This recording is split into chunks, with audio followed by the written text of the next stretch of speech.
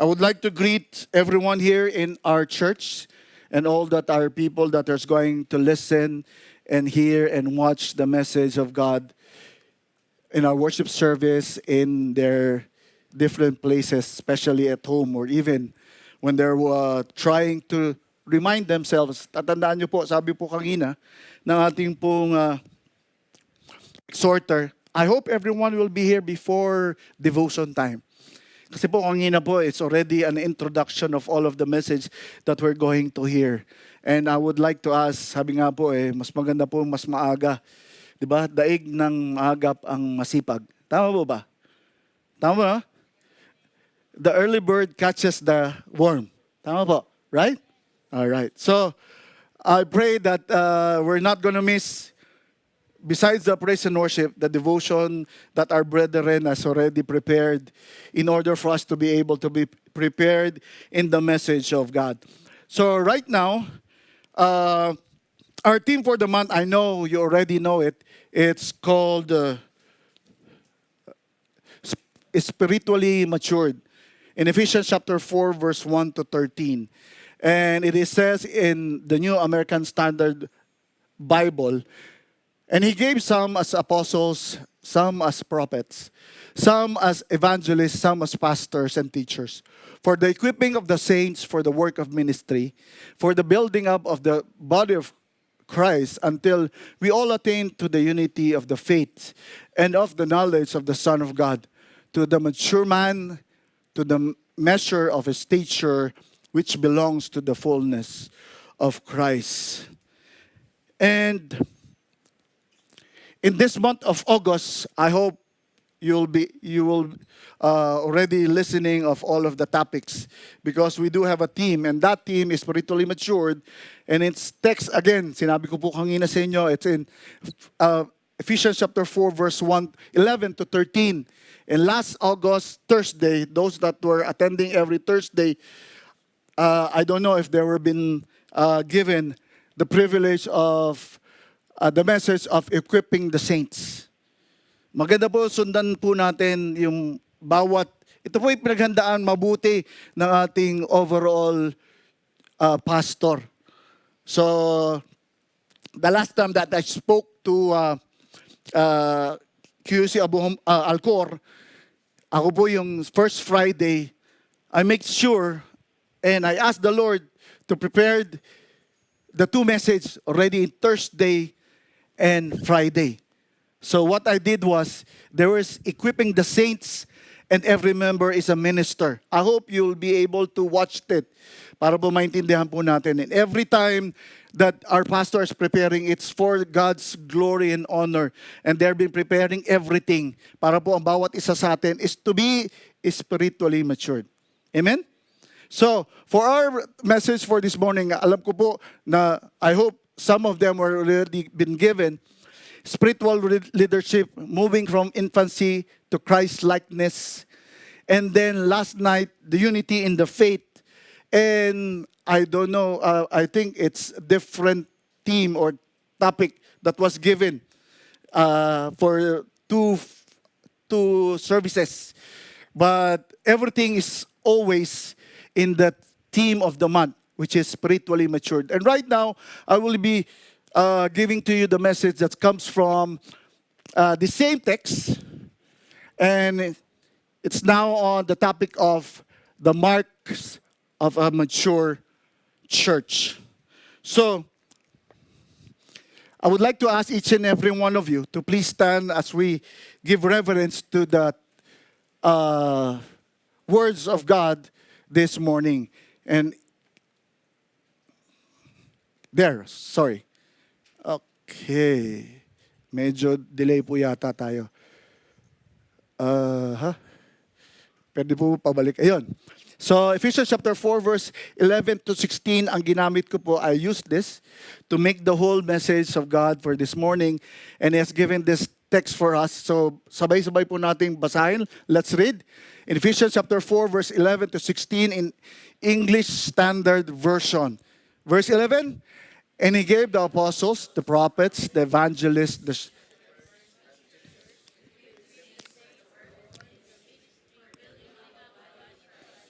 until we all attain to the unity of the faith and of the knowledge of the Son of God, to mature manhood, and to the measures of the stature of the fullness of Christ, so that we may no longer be children tossed to and fro by the waves and carried about every wind of doctrine, by human cunning, by craftiness in deceit.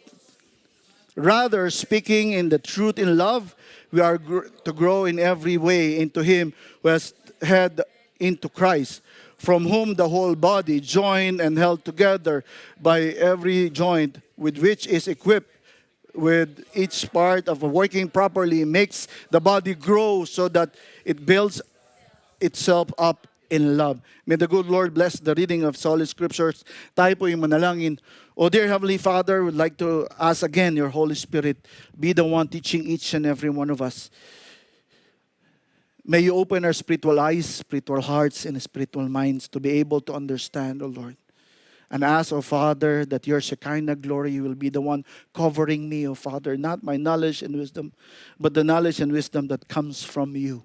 I ask, O Lord, that you are going to use me, Panginoon, for your glory and for your honor. And may each and every one of us will be able to understand the message that we're going to hear. We thank you, Lord. We give you back all glory and honor. This we pray in the mighty name of our Lord Jesus Christ. Amen and amen. We can all be seated. Last time I've talked about in Ephesians, in every time that I share a message, I normally look into what is the meaning of what the book is all about.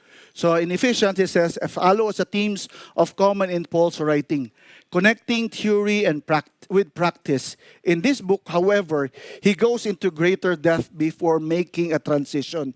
As a letter meant to be read by more than just the believers of Ephesus, this is an important look at how Christian belief should translate into Christian action. The first 3 chapters lay out spiritual ideas, and the last 3 chapters shows how these truths should be applied in the life of a mature believer. Paul focuses heavily on love, the unity of the Christian church, and the incredible value of salvation through Christ. I got this from, I normally use Bible reference, Bible study tools in my research. So I got all of this about the book of Ephesians. Now, there's also another website that I always looked at. It is, the Bible Project. Does everyone knows, right? Ganda po yun. It has a visualized interpretation, not interpretation of the book itself, but yung summary. Kaya nga po, if you're going to look, sabi po ngayon ang Ephesians in the Bible Project says, the story of how Paul came to the city of Ephesus is really fascinating. And you can read all about it in Acts chapter 19. Ephesus was a huge city acting as an epicenter for worship of most of the Greeks and Roman gods. For over 2 years, Paul had an effective missionary presence there and converted many people to Christianity. Years later, after being imprisoned by the Romans, he wrote an important letter to the church there. So, titingnan po natin, it has 2 content. So, Ephesians chapter 1 to 3, chapters 1 and 3 talks about God's grace creating a new humanity. Okay? The second part is in Ephesians chapter 4, verse 6, is living in unity as a new humanity. Di ba po? Alam niyo po yan. If anyone is in Christ, he is a new creation. So first is how God giving grace in creating someone like you and me to be a new creation. So if you go back,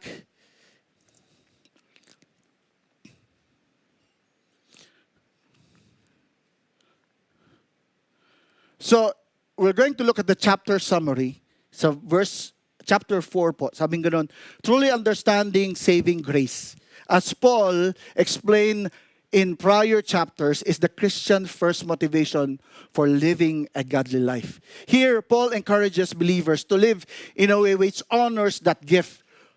What's gift? The grace of God. Tama ba? Biyaya po ng ating Panginoon. That's a gift for us. And all saved Christians are part of a single, unified family, part of the body of Christ. At the same time, different believers are given different talents. Each and every one of us are given a talent. Some are called to a position of leadership and authority. All Christians should turn away from the old self. Yung dati po nating buhay. We were prior to being saved. Paul explained, explanation of the new self includes some basic practical steps. So in this chapter, we will see all of those. So in the context of chapter 4 to 11, 11 to 16, it discusses both the gifts of spiritual leaders and importance of a mature, loving, and unified Christianity. Some people are endowed with gifts of teaching, preaching, and so forth. It is crucial to the health of a Christian congregation. It is for the church health, okay? That this member use their God-given talents appropriately. Katulad po, we have worship team, we have ushers, we have leaders, we have pastors, we have teachers, Bible study teachers. Di ba po? Meron po tayo. Meron po tayong elders, meron po tayong deacons. So all of them, at the same time, different members of the church have different abilities. You're not only there to sit and listen to all of the message that your leaders, your pastor, we're going to share with you. You have a very important part in this church. So that's why the community believers functions best when all of those individual pieces are working together through their unique roles. A healthy church is far more powerful than a big church. Remember, there's a quotation, it's better to have quality than quantity. Tama po? Amen? Quality, it's much better than quantity. Kaya nga po, sometimes it's much better for, in our country, yung mga small churches because everybody knows everyone. Ha? So, kilala mo kung sino. Pag may nawala, ba't wala si ganito? Ba't wala si ganyan? Diba? Dito po, ganun din po ba kayo? Ganon din po tayo dito sa QC. Di ba alam naman po natin yan? So yung mga pastor po natin nagbibilang yan. Parang alam niyo sa what do you call this? Sa stores. Di ba meron tik-tik-tik. Ganon, encounter. Pero yung mga pastor po natin walang ganon. Nakatingin lang ganon. Oh. Tinitingnan kung, ay wala si ganito ah. Ano, ba't kaya? Ganon, di ba? So meron po, parang pantantos ba yun? Ayaw ko, di ko pa alam po yung counter po yun eh. So, every one of us is like that. Kumbaga, alam po natin, in a small church, we know each and everyone. So everyone, if anyone is absent, yun po yung kagandahan ng ibang grupo, di ba? Alam niyo, no? Yung ibang grupo, yung may malaking Disneyland sa Commonwealth. Pag wala ang isa, sigurado, Sunday pa lang, meron ng pupuntang membro para tanungin ko anong nangyari. No? Which is, sana ganun din po tayo. No? Ganun po tayo, tama? O kinalimutan nyo, pag wala na yung isa, ay, wala pala siya. Okay. Ganun. Yeah. So, nakita mo natin yung context nun. So, we are here to have a healthy church. Though we're not that big, but the quality is what matters. Amen? So, unahin po natin. Point 1. Unity in the faith. We will talk about Ephesians chapter 4, verse 11 to 13. I think, baka kulangin po ako ng oras, but I know God will provide. Whatever I'm going to share with you will be, the Holy Spirit will continue to teach us. So, Ephesians chapter 4, verse 11 to 13 says, as we remember, paulit-ulit po, kanina na po yung natin, di ba?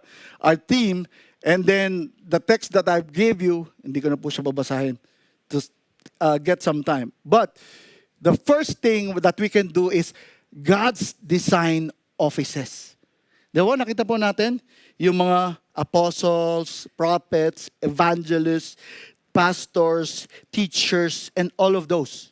And all of those, when I tried to research, nakita ko po ito, that ito yung sinasabi in today's church. So, in the deeperchristian.com, a gift to the church, sabi po ganon, there's apostles. They call it, the burden of those apostles is church planting. Well, we can say it, missionaries. Yeah? So, their seals are mission. And then, the prophets, in the Old Testament, clear vision of Jesus and conformity to the world. Remember, when Ananias, di ba? And when Samuel also, di ba? When Nathan were able to share to those people the God's appointed ones. Sabi po, di ba? They are given this vision, there's prophecy or word from God in order for those people to be able to fully see what happened. Remember when David, di ba po, si David, nagmaang-maangan na hindi niya alam kung sino may kasalanan. Di ba? Remember yung sinabi po ni Nathan, tama? Am I right? Nathan? He talked about there's a, what do you call this? A traveler. Nakalimutan niyo na rin storya. Na meron daw pong isang traveler na So, try to remember all of those things. Kumbaga parang meron, ang nangyari, ibinigay niya yung mismong nag-iisang tupa or animal was given. Instead of the one that is rich, has everything, pero mas kinuha pa nyo yun. Ba? Ano po yung patungkol doon? Si David at si? Nakatingin lang kayo sa akin. Si Bathsheba. Naalala nyo po yun? Di ba? The story of David when he did sin because of Bathsheba. Kasi mahirap po talaga pag may naliligo tapos walang bubong. Hindi ko alam Noong time po ba yan, in the Old Testament, yung mga bahay po ba walang bubong? Kasi nasa balcony lang si David at that time. King David was in the balcony and he saw Bathsheba taking a bath. So, at that time, ganun din po. So, sumunod yung evangelists. Ayun, apologetics, lost soul. They're the one, remember, in our time, may evangelistic meeting. May mga evangelistic crusade. Hindi ko po alam kung naka-attend kayo doon. Siguro kami-kami na lang.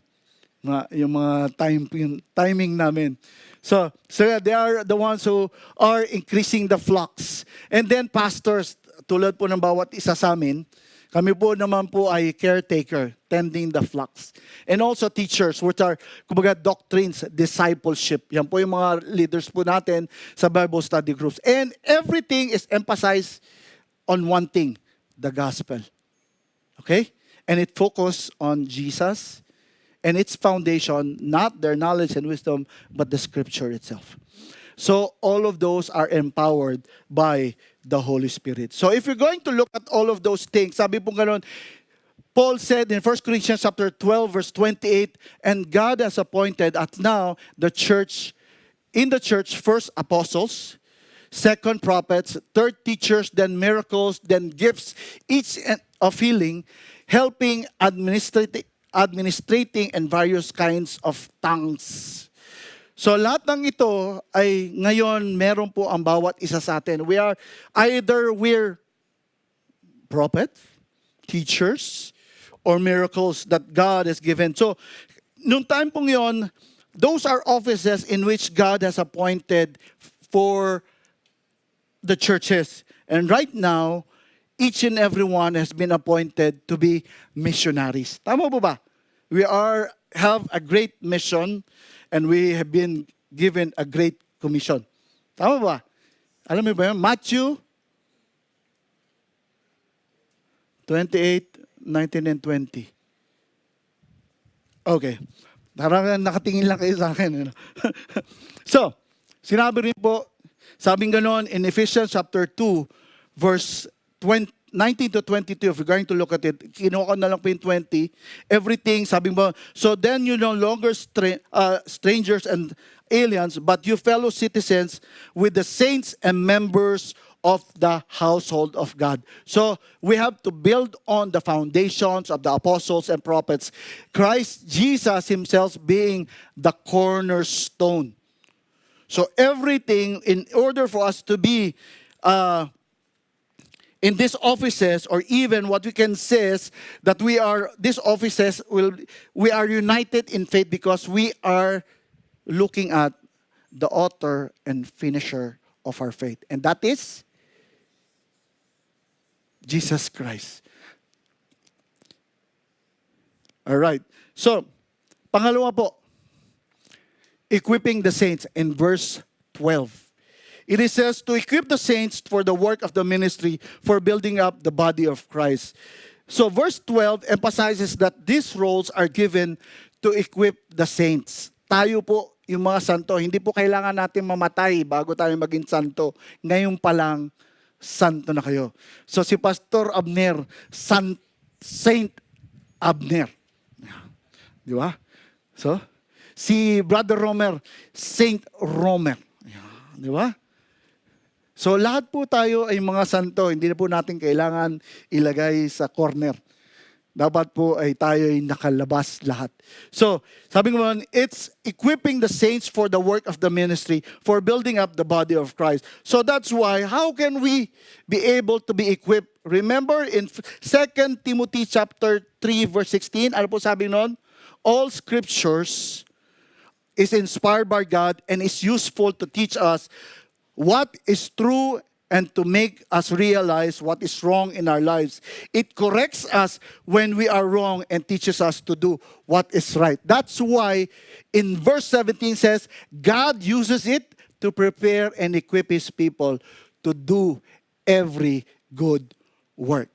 So how can you do every good work that God has prepared? You have to study the Word of God. Amen?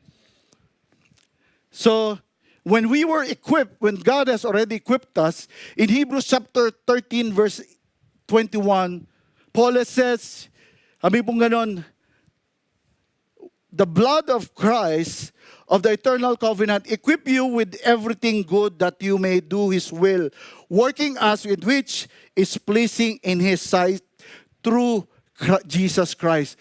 To Him be glory forever and ever. So God made this peace to each and every one of us when He has given Christ to us.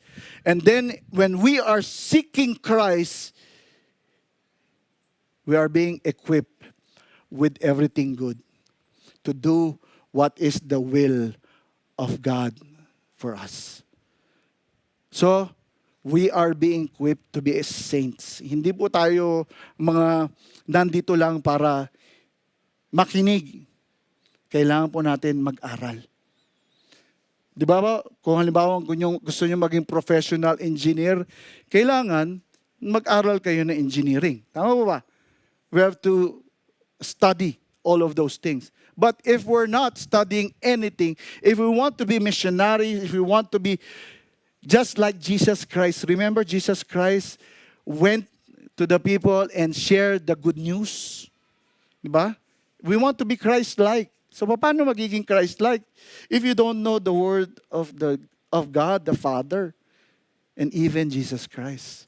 How will you share His life to those that needs them if you don't know who Jesus Christ is? Amen po ba? So, in each and every one of us, this is designed for us to do His work. So, the third thing is that, sabi po nga, God has given each of you a gift for His great variety of spiritual gifts. Remember po, spiritual gifts po, hindi lang po ibig sabihin yung tongues. Encouragement is also a spiritual gift. Teaching, reminding is also a spiritual gift that God has given you. Especially yung marami po dyan na encourager. Di ba? Makikita mo, parang ang nangyayari po is, they will praise you but praising you in order for you to see your gift for God's glory and ministry. Ganun po ang ginagawa ng iba sa atin. So we are here for God's glory. So each and every one, meron po tayong regalo. Meron pong kahit isa, lalong-lalo na yung pagmamahal. Yeah? The gift of love na meron tayo, di ba? So we are given this gift in order for us to use them to serve one another. Amen? So then after that, we are united in our faith. We are going to be complete in Christ. So in verse 13 says, it speaks of attaining unity in faith and the knowledge of His Son, of the Son of God, achieving maturity in Christ. We will no longer be children or parang newborn children, but we're going to be a mature adult in Christ. Amen po? So sabi pong ganon, in Colossians chapter 1 verse 28, so we tell others about Christ. Hindi po yung makikinig-kinig lang tayo. May time po tayo para mag-share. Di ba po, pag halimbawang there's good news, anong ginagawa nyo? Pinopost nyo sa Facebook. Ang tanong ko po, nung tinanggap nyo si Jesus Christ as your Lord, God, and Savior, pinost nyo po ba sa Facebook? Ha? Ba't parang may feeling? Hindi po. Wala pa mga Facebook doon? Friendster! Oh, di ba? Ano pa ba meron nun? Di ba? So, meron po, di ba? Hindi lang yun. You have friends. Na-share mo ba sa friends mo na nakilala mo si Jesus Christ and accepted Him as your Lord, God, and Savior? Yes or no? Di ba? Kailangan po, we should tell others about Christ. That is the greatest gift that God has given to each and every one. Jesus Christ, warning everyone and teaching everyone with all of wisdom God has given us. We want to present them to God perfect in the relationship to Christ. So, sabi po nga, we have to be complete, united in faith, that we are in Christ, we have faith in Christ, that His faith is, who is faithful to us, whatever's happening to us, He is always there. Now, in order for us to be mature, hindi po tayo dapat maging balat, ano tawag doon? Sibuyas. Yung kumbaga, nasabihan ka lang, kapatid, ba't ganyan ang ugali mo? Tapos, wala na, hindi na umattend ng church. Di ba? How can you be able to be just like Christ? Remember? Tayo po, marami pong ganun. So, kailangan po natin, we have to be complete and mature in Christ. So, that's, sabi po na, in 2 Peter chapter 3, verse 18, but we will grow. It exhorts that we have to continually grow in the grace and knowledge of the Lord Jesus, which is our Savior. So, it's our ministry to continue to share God's Word. Lagi po sinasabi sa atin ni Bishop, di ba? Hindi ba tapos ang gawain ng ating Panginoon dahil nasa inyo, ikaw ang binigyan ng, anong tawag? Baton. Tama ba? We're given the baton to share His life, His love, and His forgiveness to each and every one. So mga kapatid, kailangan po natin ganun. So, titingnan po natin, remember, Manila Symphony Orchestra, they have different kinds of instrument. We all have different kinds of gift, just like them. But when they continually play the harmony, di ba, ano mo mangyayari? Di ba? Sarap pakinggan. That's music, hindi noise. Di ba? Tandaan nyo, iba yung noise sa music. Di ba?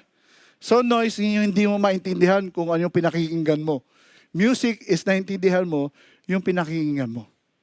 Amen? So we are just like in QEC Symphony Orchestra. Yeah. Diba? So everyone has its own role. Na dapat yung role, we have to look for it. Ask God to give us this kind to understand. So, mga kapatid, let us commit to practice and build communal faith, such as prayer group, studying the scripture together. Attend Bible study. Kasi hindi tayo magiging mature kung halimbawang every Friday lang tayo ma-attend. We need each and every one, brethren. No man is an island.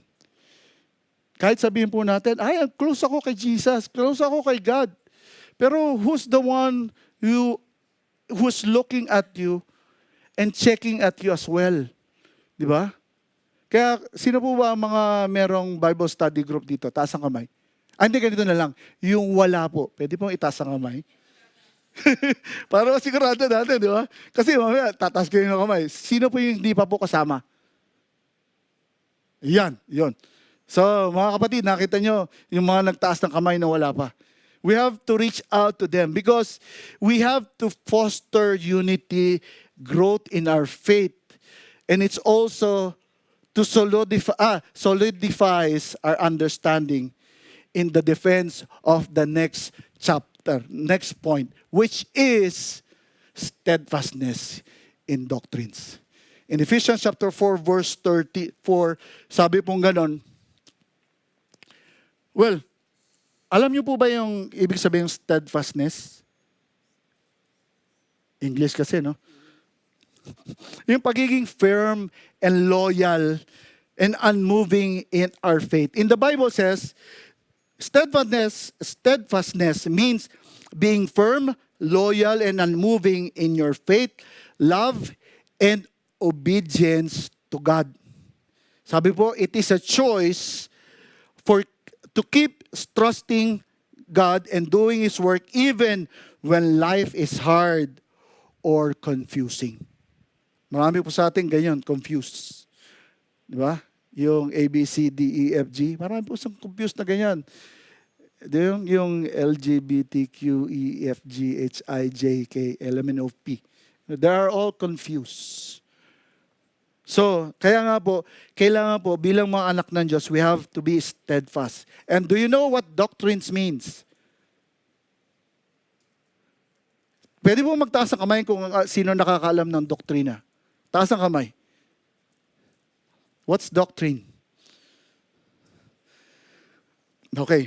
So, in the Bible, doctrine means teaching or instruction. It is organized by the body of essential truth and beliefs drawn from God's Word and shape how believers think and live in their lives. So kung titingnan po natin, ang doktrina po, meron po isang mga examples, biblical focuses, which is a sound doctrines, false doctrines. Tatandaan po natin, kailangan po ang ating doktrina ay solid. Baka sabihin po, ang Diyos, si Jesus Christ, ay tao lang. Naniniwala po ba kayo? Oo, tao. Naniniwala kayo ang ating Panginoon si Kristo ay Diyos. Amen, di ba? Naniniwala ba kayo nung time na yun, 100% God, 100% man si Jesus Christ? Those are doctrines na kailangan pinangahawakan po natin. Okay? So sabi pong ganon, in Ephesians chapter 4, sabi po gano'n, balik po tayo. Yan. So that you may no longer be children, tossed to and fro by the waves that carries about every wind of doctrines. Yung kung ano na lang po, by human cunning and by craftiness in deceitful schemes. So sabi po gano'n kasi, remember, Paul is reminding Timothy, for the time will come when they will no longer tolerate sound doctrine. Pag sinabi pong natin sound doctrines means the truthful teaching that aligns with God's words and brings spiritual health. So, by wanting to have their ears tickled, they will accumulate for themselves teachers in accordance with their own desires. And they will turn their ears away from the truth and will turn aside from the meat. But as for you, use self-restraint in all things. Hindi yung pag halimbawang may napakinggan kayo, oy maganda yung sinabi. Nung nagtuturo, kailangan po natin tingnan ang nasasaad sa salita ng Diyos. Naka-align po ba? So, endure hardship, but as for you, you self-restrain in all things, endure hardship and do the work of an evangelist, fulfill your ministry. Your ministry, each and every one, is to share the word of God, which is the truth. Ang katotohanan lang po. Share niyo si Jesus Christ. Sino po ba siya? Ano sabi niya? I am the way, the truth, and the life. So that's why also we have to share God's word, which is the truth for us. Sino ba bilang mga anak ng Diyos, bilang mga magkakaibigan, kailangan po transparent. Totoo tayo sa ating mga sarili. Tama mo ba? Di ba? If you really wanted to have a true and better relationship, you have to be true to each other. If you want to be better, to have a better relationship with God, you have to be true to God as well. Kaya nga po, ang bawat isa sa atin ay dapat magpakatotoo ka, kapatid. Pag sinabi mong Kristiyano ka, hindi ka anong tawag doon? Closet Christian. Diba? Friday lang, nakabukas yung closet. Prayer meeting lang, nakabukas yung closet. Pagdating ng Saturday, nakasarado na. Saturday, Sunday, Monday. Saturday, Sunday, Tuesday, Wednesday, Thursday. Tapos tsaka yun lang. Nakasarado na. So, pag sinabi po natin, Kristiyano tayo, kailangan totoong pinakikita natin na tayo ay kay Kristo. Amen po ba? So, sabi ba nun, in Hebrews chapter 13, verse 8 and 9, declares that Jesus Christ is completely and unchanging. Tatandaan po natin, lahat ng katotohanan ay hindi po magbabago dahil ang ating Panginoon, sinabi pong ganon, Jesus Christ is the same yesterday, today, and forever. So, do not be led away by diverse and strange teaching. Hindi po nagbabago ang Diyos. Mapagmahal siya, pero He is also just. He is loving and is also just. So, for it is good for the heart to be strengthened by grace, not for food, but not by food, which not benefit those who devoted in them. So, hindi po nagbabago ang ating Panginoon, so dapat yung ating pananampalataya sa Kanya at ating pagtitiwala at gayon din po everything that we put our trust in Him should not change, even our obedience to Him. James also says in his letter, says dito, if we need wisdom, for example, we know that something is happening, what we've heard is kind of different of what we are being hearing every Friday. Sabi po ni James chapter 1 verse 5 to 6, the Lord is saying, if you need wisdom, ask our generous God. He will give it to you. He will not rebuke you for asking. But when you ask Him, be sure that your faith is in God alone. Do not waver, for a person with divided loyalty is as unsettled as a wave of the sea that is blown and tossed by the wind. So kailangan po yung ating pagkakilala sa ating Panginoon ay solid. As sabi po, Jesus Christ is the same yesterday, today, forever. God is the same yesterday, today, and forever. He never changed. He loves you, but He also wants you to obey Him. So all of us should always look at those doctrines that will tell us who Jesus really is.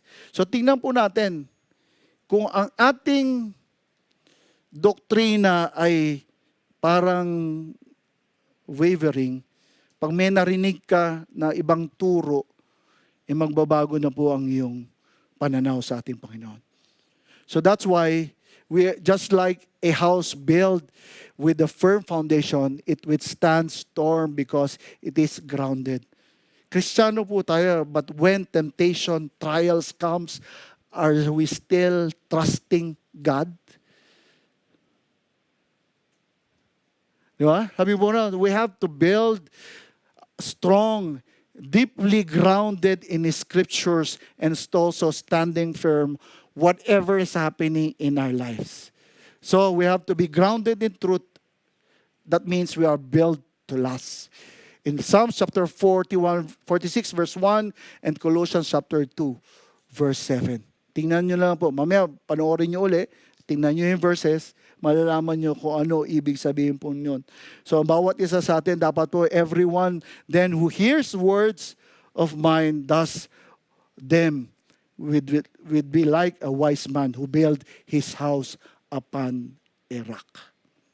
So all of us, we know that God is our fortress and He is our refuge and strength. That is in Psalms 46 verse 1. And in Colossians chapter 2 verse 7 says we should be rooted, build up in Him, established in our faith, just as you were taught, abounding in thanksgiving. So, let's consider that na tayo po ay parang bahay na kung saan, doon po sa atin sa Pilipinas, binabaha na po, di ba? Kahit binabaha sila, alam po natin kung sila ay nananatili at matatag sa ating Panginoon, kahit lumakas man ang bagyo, mananatili tayo na hahawak sa pangako ng ating Panginoon. Di ba? You will never leave us nor forsake us.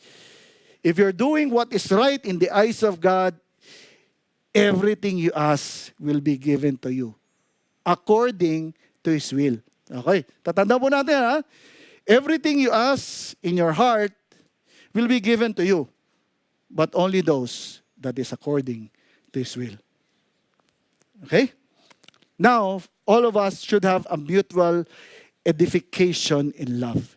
So, lahat po tayo. In the Bible says, edification means building up. So, hindi po tayo mga, though they were saying Filipinos sometimes have, crab mentality. Di po, pag halimbawa ang mga Kristiyano, pag nakita mong umasenso yung isang kapatid mo, di ba? Praise God. Hindi ka maiinggit. Diba? Dapat ganon. Di ba? Huwag kang mainggit. Darating ang panahon, bibigay sa iyo ni Lord yung kagustuhan mo. Pero dapat according to His will. Kasi mamaya po Lord, bigyan mo akong kotse. Gusto ko mag-drive, gusto ko magkaroon ng kotse. Gagamitin ko yun every Friday. Tapos ang mangyari, every Friday, nandun ka na sa beach. Pwede ba yun? According to His will ba yun? Is that obedience? So God will not give it to you.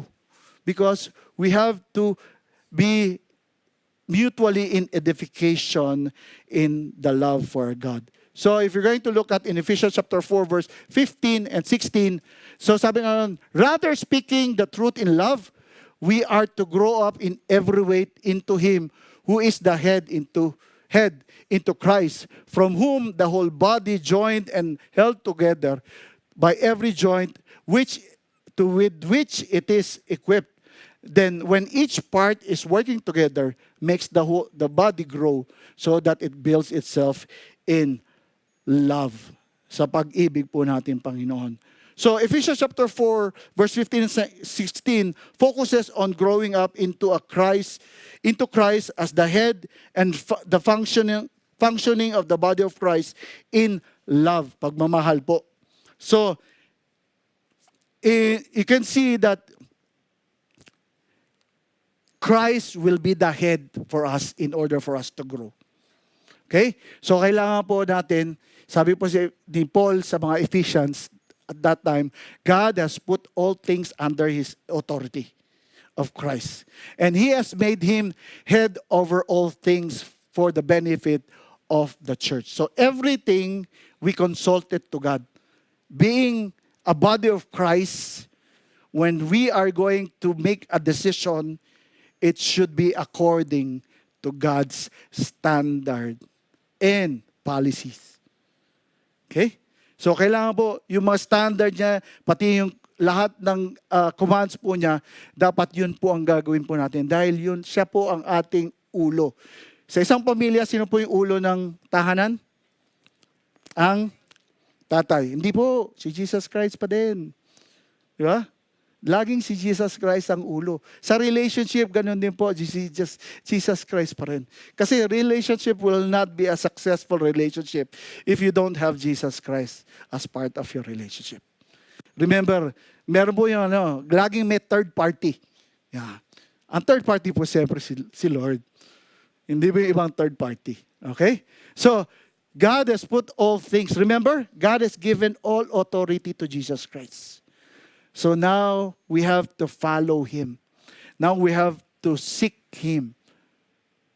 Now we have to know Him more and more to know the plans of God to us. So, sabi pong ganon, in Colossians chapter 2, verse 19, and they are not, if they are not connected to Christ, the head of the body, for He who holds the whole body together with its joints and ligaments, it grows as God nourishes it. Kung wala po ang ating Panginoon sa bawat relasyon po natin, we are a family here, right? QC is a family. We're not an organization. We are a family. If Jesus Christ is not part of our family, we're not going to be successful. We're not going to grow. Kaya nga po, meron po akong napanood na YouTube, sabing po ganun, in every atom or something of our bodies, nucleus or whatever, meron po doon makikita that connects it. Makikita po natin doon, meron doon, hindi ko lang po nailagay, meron siya, nandun yung cross, which symbolizes Jesus Christ. Hindi ko po alam kung napanood yun or what.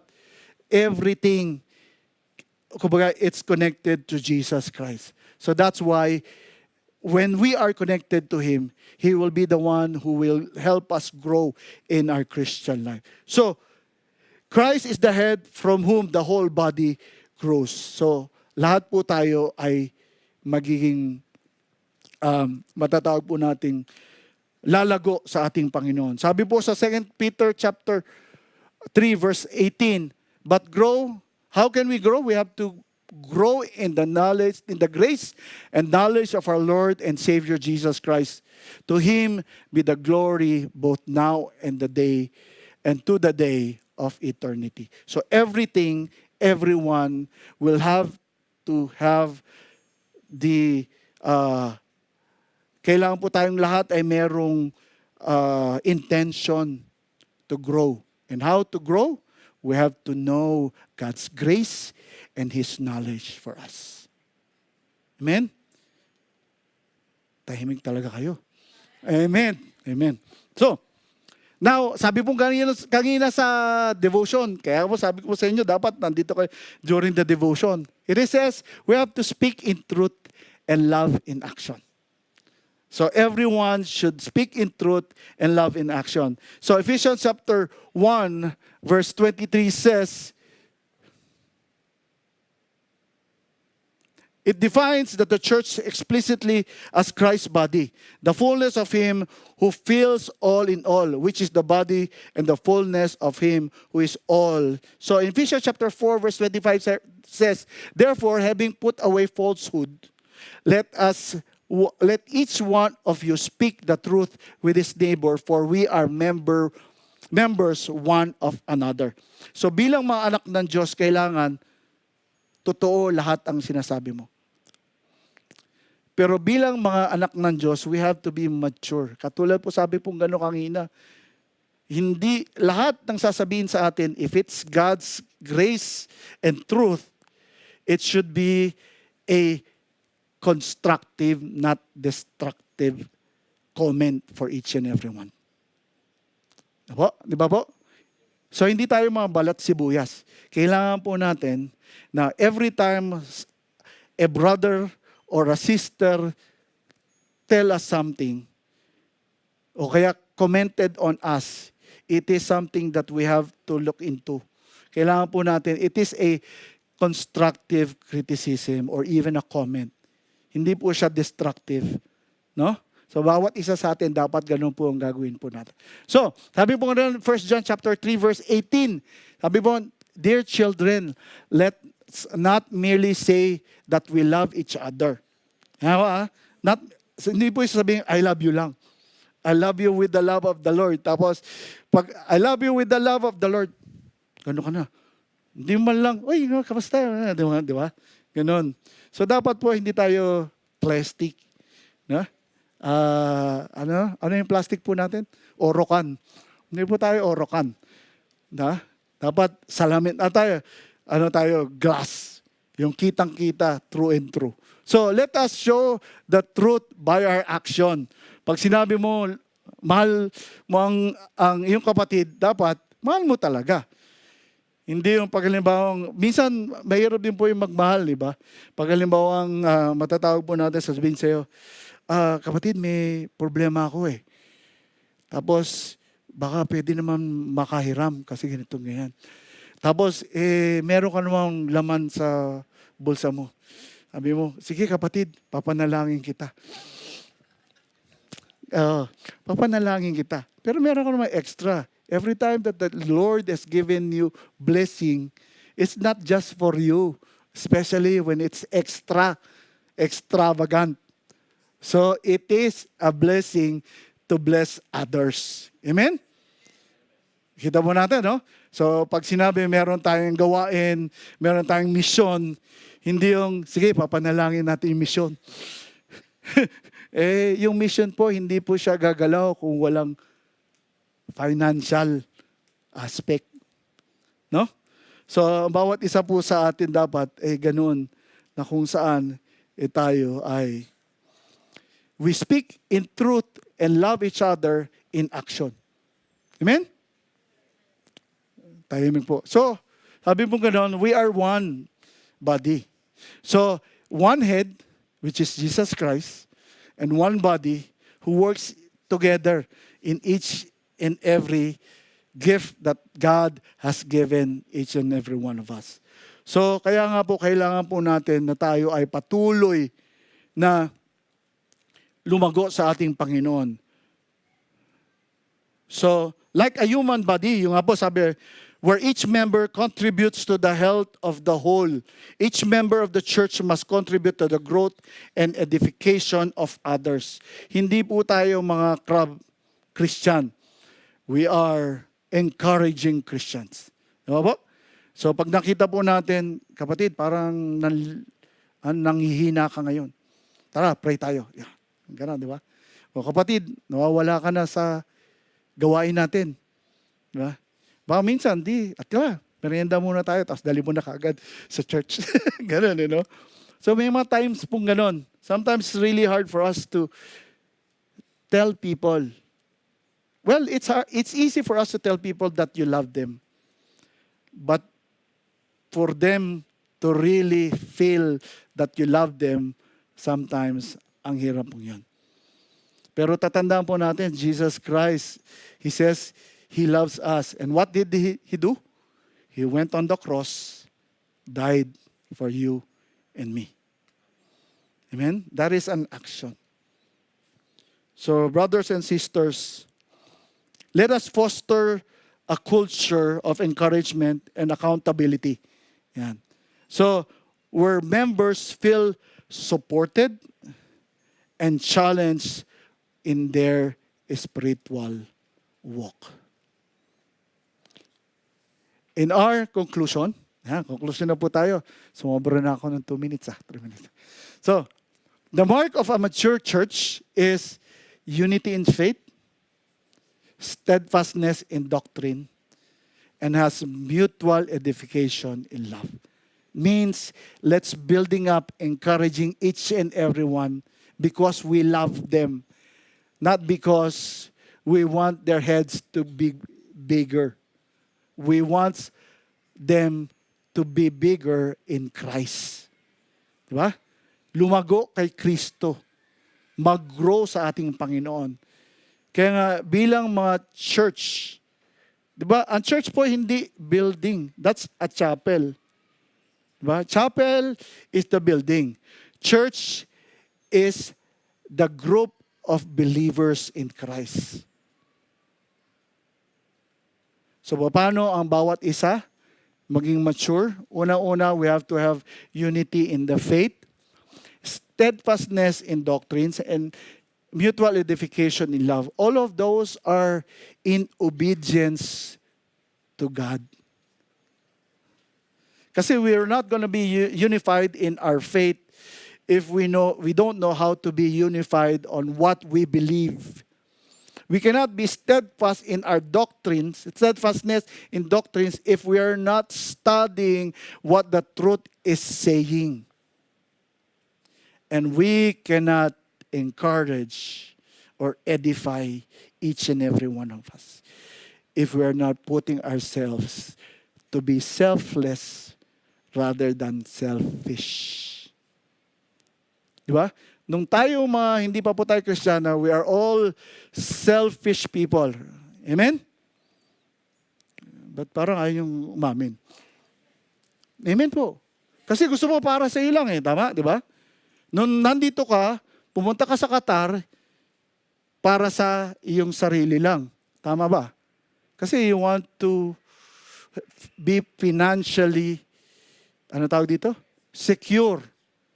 But when the Lord touches your heart and you accepted Jesus Christ as our Lord, God, and Savior, hindi lang para sa sarili mo ngayon. You want to be secure. But especially for your family. Aside from financially secure, you're now giving them also eternally secure. Amen? Kaya tayo pong lahat ay tumayo. Sabi pong ganon in our verse. In Acts chapter 9, verse 31, Dr. Luke says, the church then had peace through Judea, Galilee, and Samaria. He says that, and it became stronger as the believers lived in the fear of the Lord. And with the encouragement of the Holy Spirit, it grows in numbers. So, quantity will happen when quality flourish. Amen? Kaya mga kapatid, kailangan po natin maging mga matibay sa ating Panginoon at sumunod sa ating Panginoon. So when we follow Jesus, we are going to share His good news to others. And that will make us grow, not only in our spiritual walk, but also in our spiritual community. Amen? So sabi pong ganun in Colossians chapter 9, verse 10, then the way you live will always honor and please the Lord. And your lives will produce every kind of good fruit. All the while, you will grow as you learn to know God better and better. A mark of a mature church, sabi pong ganon, we have equipped leaders, we have equipped saints, we have the unity of faith and knowledge, we are all growing in maturity, spiritual maturity. We are building up each other in love. We held together and worked together in the furtherance of His kingdom. And everything is rooted and built in Christ alone. Hindi po para kung kanino man. Ito'y para sa ating Panginoon Jesucristo.